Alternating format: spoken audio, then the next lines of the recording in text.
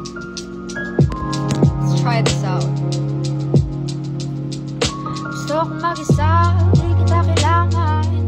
Alam mo yan, wala ako sa'yong mapapakinabangan.